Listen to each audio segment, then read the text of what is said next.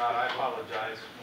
And item number 26 is a motion to approve resolution related to the building authority contract and notice dated July 16, 2019.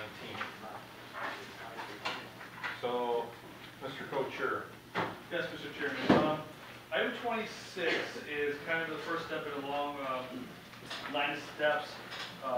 The mayor left, but I'm going to try and talk to it as best as I can. The administration over the last year and a half, administration was looking at a couple of projects, building projects. One being a new parks maintenance barn, and another one being refurbishing the old courthouse to be a media center. And I believe there was designs and plans that were given to council that they could review. Well, the first step in all of that is to try to get the financing rolling for that, because there is a 45-day period where it has to be advertised and things like that. So that's kind of like the brief summarized view of it, but with regards to that financing, here today are a couple of gentlemen, one being White Garmley, formerly from Hutchinson, Shockley, who will be the placement agents on this financing, and then also is Pat McGow, who is from Lower Campfield, who will be our bond counsel on this particular item. Now, both Mike and Pat have worked with the city in the past with other financings, more recently with TIFA, brownfield refinancing items.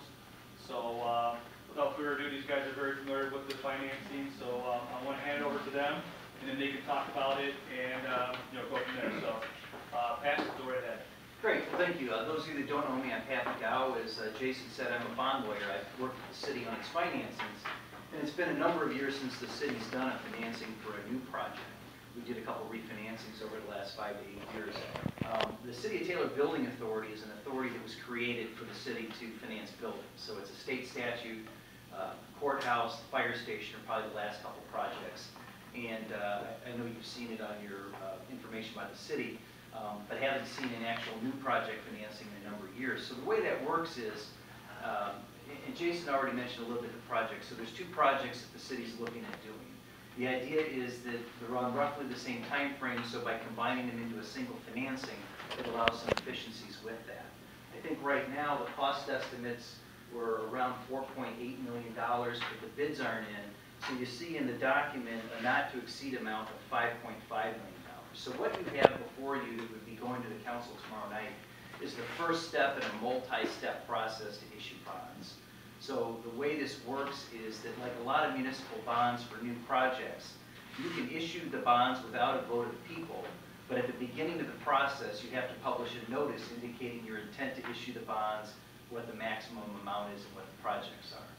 And if a referendum petition is signed by 10% of the registered voters of the city within 45 days and submitted to the clerk, then you could not proceed with the issuance of the bonds without a vote. So what we usually try to do with these financing projects is get that done up front, and that's really what this is tonight, is to start the process with that first step. It also approves the contract between the city and the building authority. So the way the building authority financing works is it really is debt of the city, except the building authority is the entity that issues the bonds.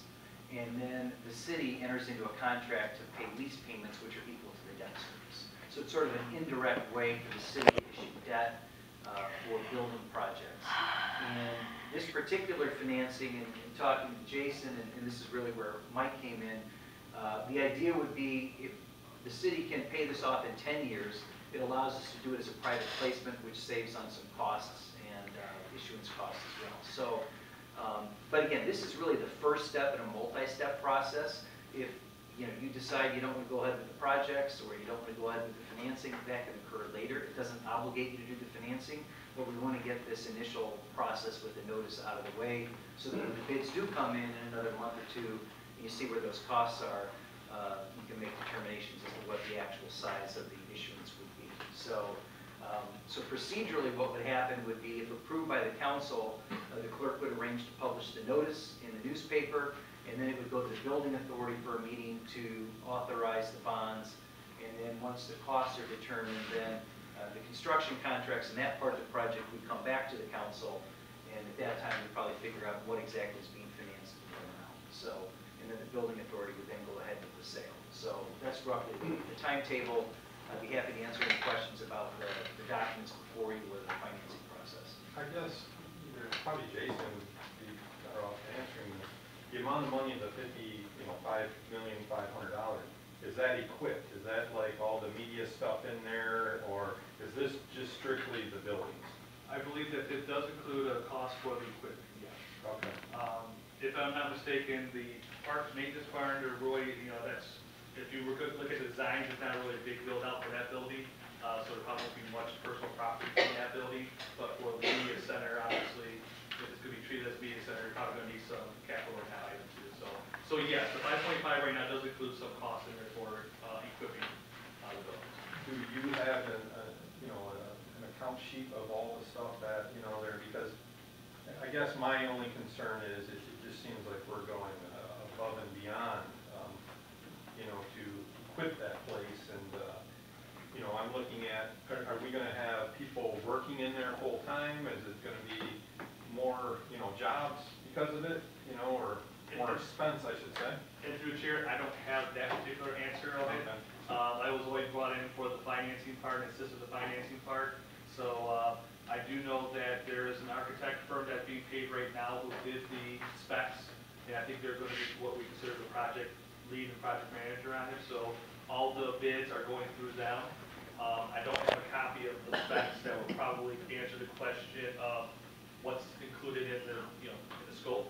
But I can try to see if I can get that information for you guys. But in regards to the operations of the building themselves, I can't answer that question.